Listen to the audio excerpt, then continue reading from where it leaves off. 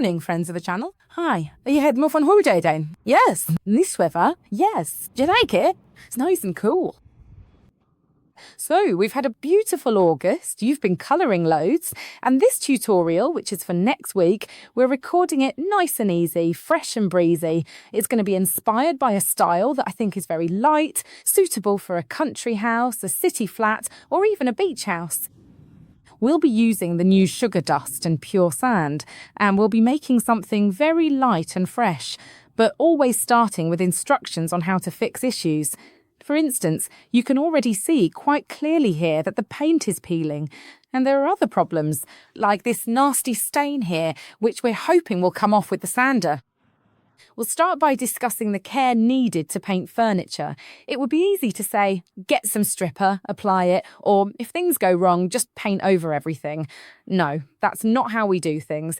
We always talk about how to treat a piece of furniture properly, whether it's valuable or not. These wooden pieces aren't antique, just a bit old. Today we're restyling these two bedside tables, which should really match the chest of drawers if they're in the same bedroom. The wardrobe can be neutral, using one of the colours chosen for these pieces. So keep your eyes peeled, because in my opinion, this is a style that never goes out of fashion. It's a light, delicate evergreen, suitable for all types of homes and all seasons.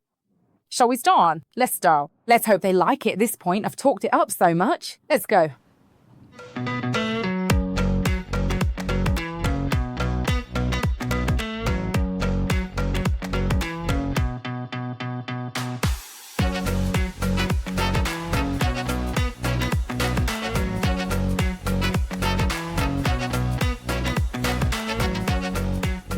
Here's why I've chosen to start with a sander.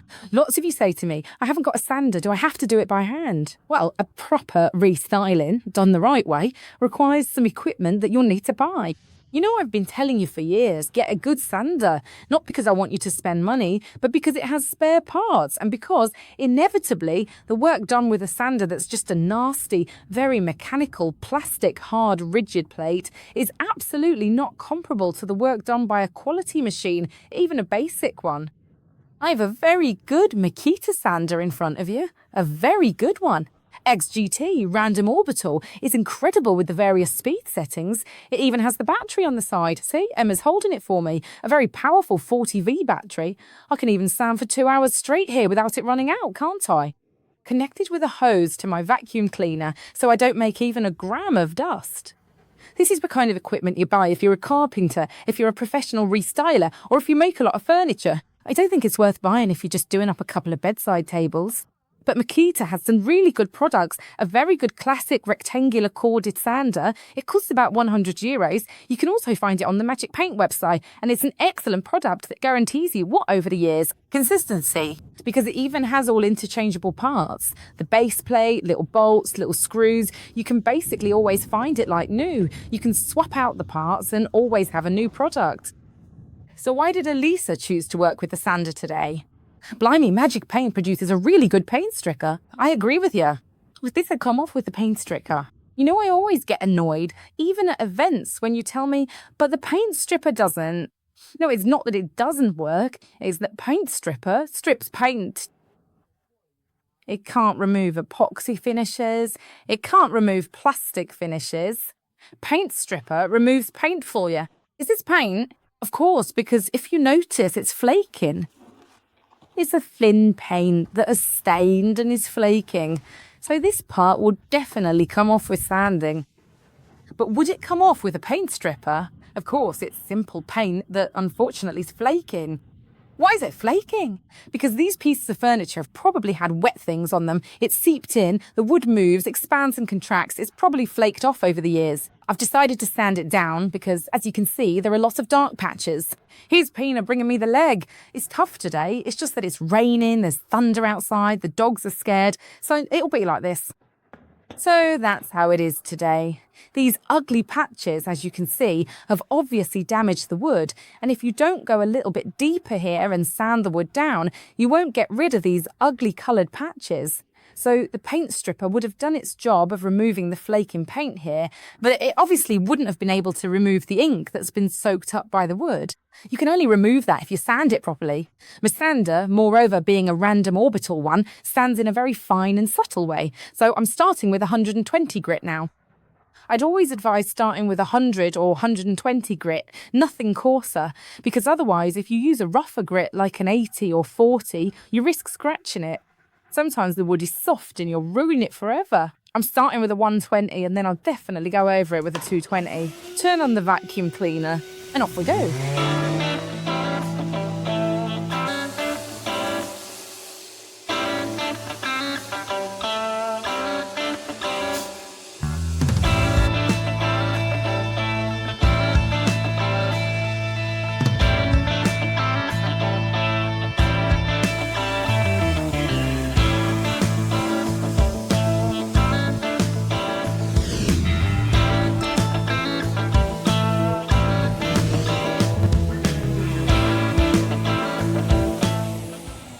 As you can see here, there are many sanding stages. Here, you can see it, where the finish is still there, it's a bit shiny. Here it's starting to look matte.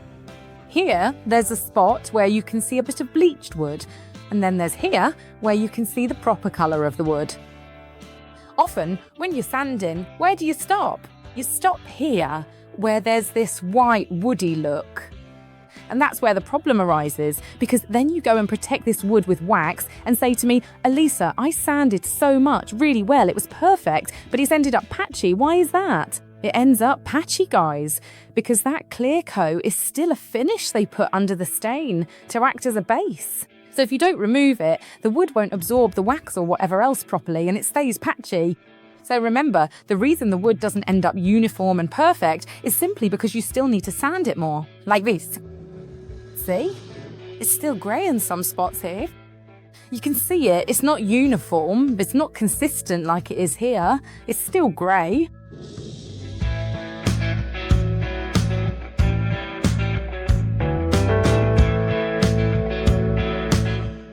And here it's perfect. Let's carry on.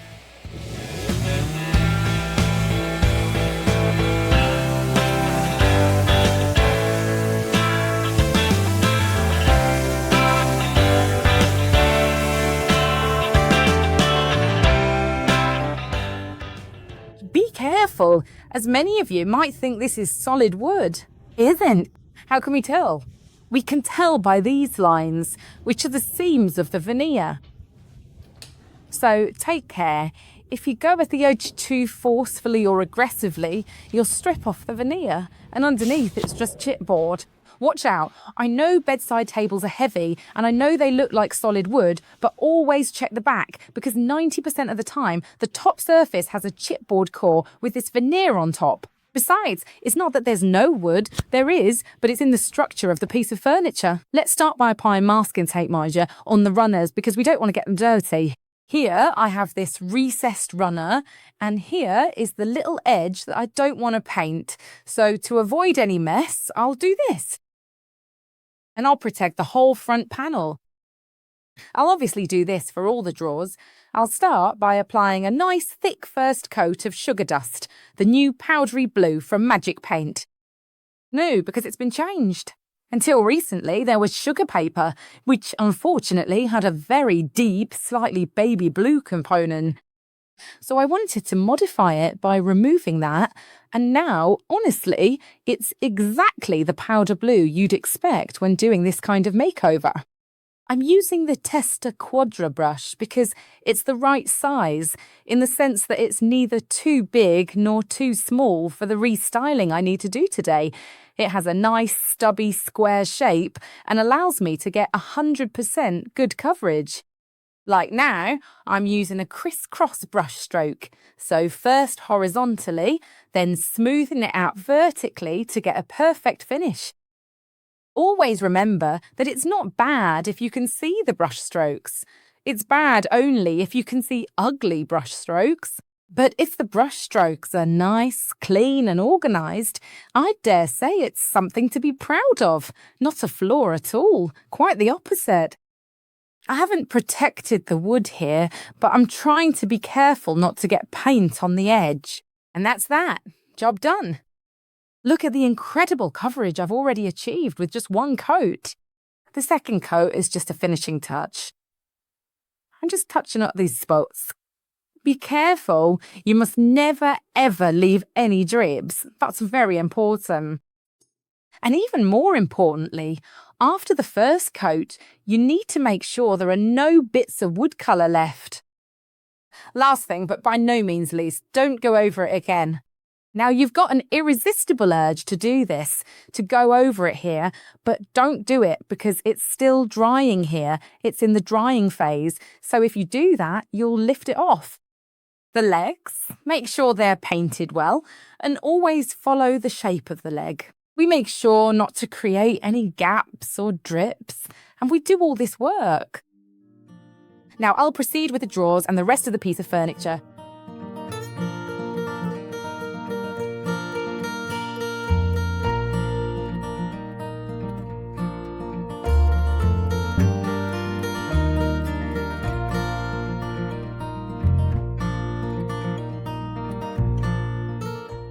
When it's time to do the drawers, take them out of the furniture and lay them flat. I assure you they'll turn out much better. In this case, I'm not going to remove the handles today. Why? For this reason here. Unfortunately, the handles have this iron segment inside that secures them. If we try to remove that iron segment, we'll end up breaking it, and then it won't be possible to put the handle back on. I'd hate that, because it's really, really nice and very, very sturdy. So we'll paint the whole drawer, and we'll also paint the little handle, which will look lovely tone on tone. Obviously, we're not talking about antique handles, so it won't be a shame at all to paint them. Mind you, don't go writing in the comments later that it was a shame and it was better before. So please bear in mind, if there's something antique that will be ruined by paint, we won't paint it. In this case, these aren't antique handles. They're from the 90s. It's a nice classic 90s reproduction, so painting them won't ruin anything at all. Obviously, we're only going to paint the drawer front, right? Because the runners and the sides have already been closed up, and now we're carefully reassembling it all, just so it can dry properly and evenly in this specific position. The second drawer has fewer mouldings than the first, but that's not a problem. In fact, it's nice because it'll be smoother, more modern and velvety. We'll paint the little handles here too, though. Make sure you get a nice, smooth, velvety brush stroke that won't look messy when the brush marks are visible at the end. And obviously no drips. Second drawer, and 3. The first twin is finished. Obviously, for those people who say to me, Elisa, when the handle gets stuck with the paint, there you go. If you paint it the way I did, look, this is just the first coat. It doesn't get ruined, it doesn't scratch. This is the reason why I always take these little drawers out when I do them, because I can still paint both the underside and the top part properly. Let's let it dry. In the meantime, I'll paint its tween. Quickie. Second coat over the entire structure for perfect coverage. I mean, the first coat is already exceptional, but the second one in this colour, wow, beautiful. So elegant, pure, lovely, lovely, lovely. A beautiful colour that does all the work on its own. Even though we're going to do a technique now that you all love so much, and so I'll mix it with a second colour. On surfaces, mind you, that are a bit smoother, always opt for a crisscross brush strokes. And voila, look at that, it's wonderful. Lovely. I'm now going to paint the whole bedside table, obviously, and the second one too. 2 coats everywhere. We've put masking tape on the sides. This one is exactly 3 centimetres. Make the stripes as wide as you like, but always remember that on a very large piece of furniture, it's better to use a slightly wider stripe. On a small piece of furniture, perhaps avoid stripes that are too big, unless you're aiming to recreate a specific style. To get really precise stripes here, there's a method, and we all know it by now.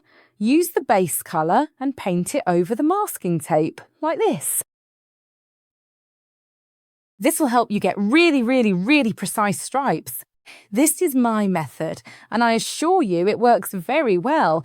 But if you've run out to the base colour, you can use another trick. take the protective top coat and apply it instead of the base colour I'm using. The protective coating will have the same effect. I'll dry it quickly with a hairdryer and then I'll move straight on to the second colour. The colour chosen for the stripes is the brand new Pure Sand, a pure ivory with a drop of grey that makes it truly elegant and covering. Obviously, it looks great on the sugar dust, and you can decide for yourself whether one coat's enough or if you need two. Second tape. And now I'm taking off the masking tape while the paint is still wet. Always remember that. If you wait for the masking tape to dry, for the paint to dry, you might peel off the paint underneath. So, right, you take it off very gently, but most importantly, you take it off while the paint, which has obviously been applied on top here, is still wet. As you can see, this line's perfectly straight. It doesn't even have a single smudge. A little trick I've been teaching you for many years now, and one that many of you know very well. And voila! Let's do the same thing on the other side, on the other bedside table. And now for today's decoration. This isn't a normal transfer, it's a transfer in the H2O version. I can finally tell you that you're right when you say they look like little transfers, because the H2O is nothing more than a design that you, let's say, apply to the surface using water, and it's really very easy. You just need to hold it steady, add water, press down, and it transfers onto any surface. Obviously, there needs to be a surface that allows the design to adhere. Now, I'll show you on this little drawer and on the other two as well, because obviously you need to see it to understand how to do it when you have it at home. This is one of the latest arrivals. It's called Chant Du Matin, and there are many others like it too. So with these beautiful decorations, which are also a bit contained, and are lovely to put on both furniture and small accessories like jars, chopping boards, kitchen decorations, you can do whatever you like with them. Take advantage of them, because in my opinion, they could also be very nice for Christmas decorations. The only thing we'll need to do a good job is a bit of water and a small cloth. I'm now going to pick a decoration that I've already worked out might fit. I could choose between this one or this one too. Let's see. This is a lovely size. I'll also take the little swallow, and I think I'll use that one. We'll cut it because obviously you can't go and place a photo if all the others are there together. I'm going to centre it, placing the gold side, obviously, towards my piece of furniture, my surface. A fairly damp cloth. Very damp. I'll wet the surface a little. I'm going to centre my decoration as much as possible. I don't want to measure because, you know, I insist on doing it by eye, so I try to be precise. Now, with the nice damp cloth, I'm going to wet my decoration quite a bit. Like this too. It's essential that the paper gets soaked because otherwise it won't release the design onto the surface. It just takes a bit of patience. You really need to soak the paper well to transfer the design. As you can see, I'm not being particularly careful about holding the paper still because actually, once it adheres, it's very simple. Before removing it, mind you, don't just pull it off straight away. Do a quick little check, lift it up and have a look. You see, it's all still very damp and the gold is already on the surface. Now, if you want to be extra sure, you can also run a tool over the surface to help it adhere properly. And then gently, slowly, we lift it up. Look at that, it's brilliant. But more than anything, look how easy it is. It really only took me a few moments. Now, obviously, with a damp cloth, I'll go and wipe away any excess water around the edges, and voila, I'll let it dry for a few moments and carry on. And here it is. I won't be stopping at these decorations. Now I'm going to do a decapé. I'll be doing other things too. But I really wanted to show you this new transfer where there's absolutely no effort involved and you can apply any image onto any surface. I'll carry on because I'll definitely be putting them on the sides too.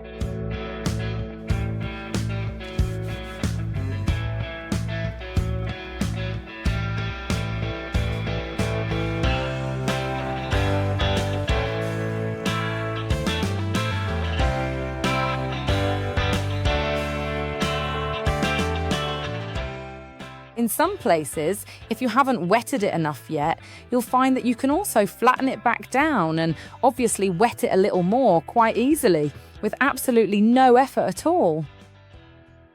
And voila! Let's carry on. I carry on applying my transfers in other places too, but first I want to do some distressing because I want to bring out the warm tones of the wood, which will tie the restyling in with the transfer, which, being gold, is obviously warm.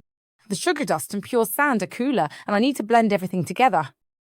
So a light distressing, and then I'll go on to add a few more details, both on the sides and on the front. How do you do sanding if you don't have a sander, or if you don't want to use a sander? A sanding sponge. Right now, for example, I've got a medium grit sanding sponge here. You dampen the edge, which, as it's not yet protected, is obviously much softer, and you do this. Gently. As you can see, the moment you bring out a little bit of the wood's warmth, the transfer immediately takes on a different note. It really won't look small or abandoned sitting in the middle of the drawer anymore, but will absolutely have a proper presence of its own. Now I'll definitely carry on with the inside of this border as well, just to finish it off properly.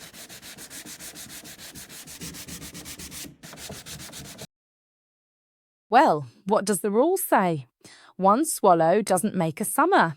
But here there's more than one swallow. Joking aside, look at the difference now with this contemporary technique, using a light decapé on the edge that warms up and blends the transfer with the initial result. There's nothing here. So, mind you, don't be afraid that the decapé will make it look shabby. That word has been a real pain because it's been overused for too many years. The shabby chic style is a wonderful style, but it's not just wides, it's not just scratching things up to be shabby chic.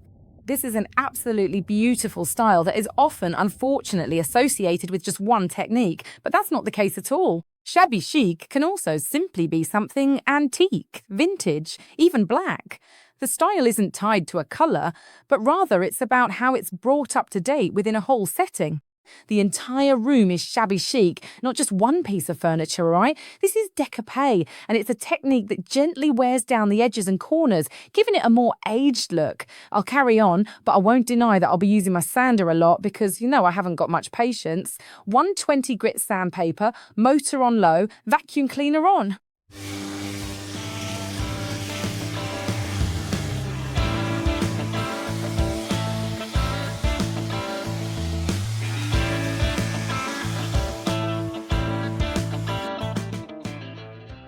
Voila.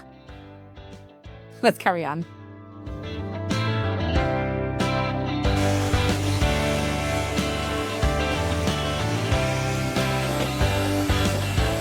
Obviously, I'll do the same thing with the sandpaper over the whole structure. So taking the drawers out, I'll go over the edges, the underside. The decapé effect needs to be consistent.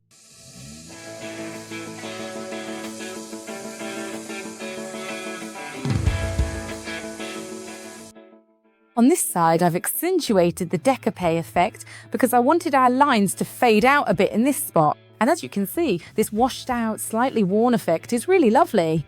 The line will still remain lovely and precise because you can see in certain spots that it's perfect, but when we go and apply a little bit of our gold transfer over the top, it'll be really chic. There are some spots I can't reach with the sander, so I'll use an abrasive sponge and a cloth. And it really doesn't take me long at all. Voila! Look at that, it's spectacular!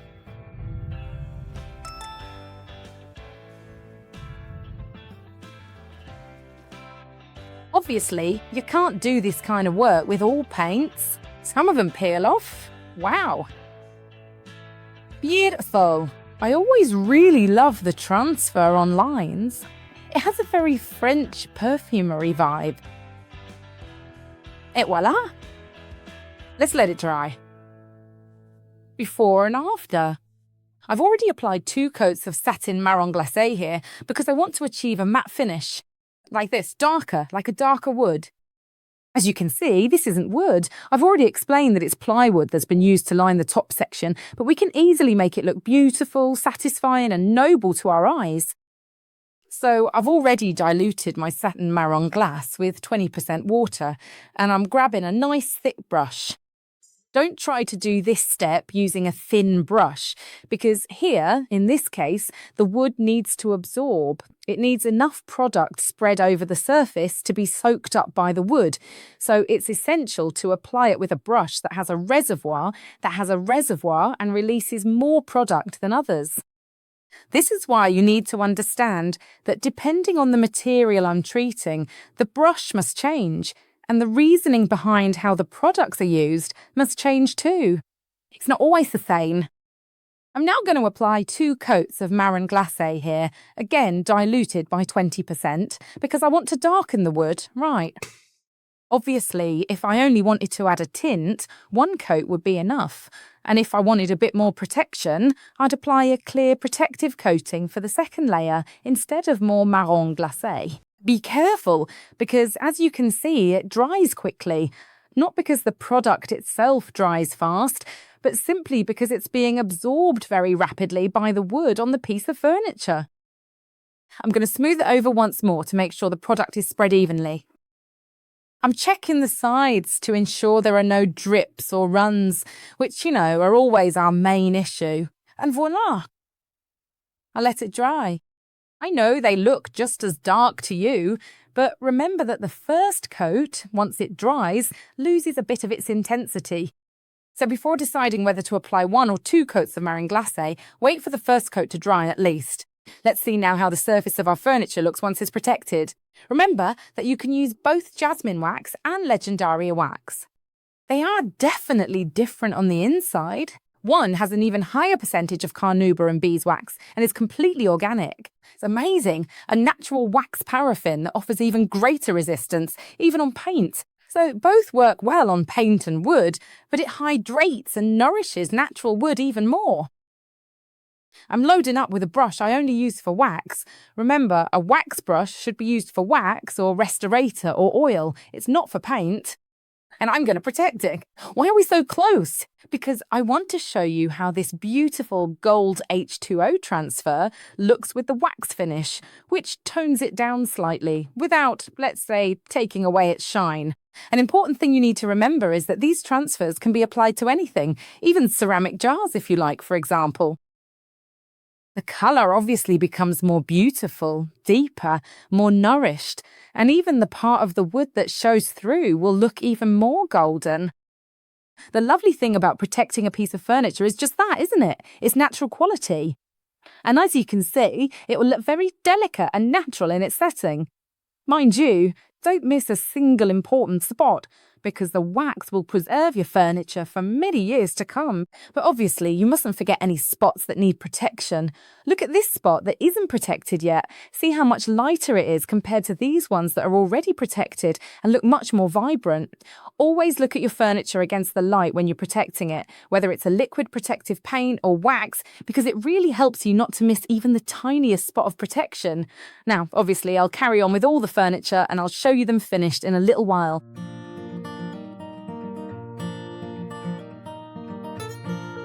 This restyling's finished too, and I know you already know this bedroom because it's my own, but I wanted to show it to you, let's say set, because I want to prove that it works well even in a house with very dark tones, with colours you wouldn't expect. People tend to expect stripes, this, let's say, ethereal light style, only in an environment that has, shall we say, these characteristics. But actually, no! I've got a bedroom here that's completely pepper blue and a bed that's in London fume grey velvet. I've simply put on a lighter bedspread, a lighter boucle for this mid-season, and in my opinion, they look brilliant together. So remember that magic paint colours look great even when paired with stronger or lighter tones, and they really bring any type of home together. Just as I started this tutorial by telling you, in my opinion, this style will look good in any type of home.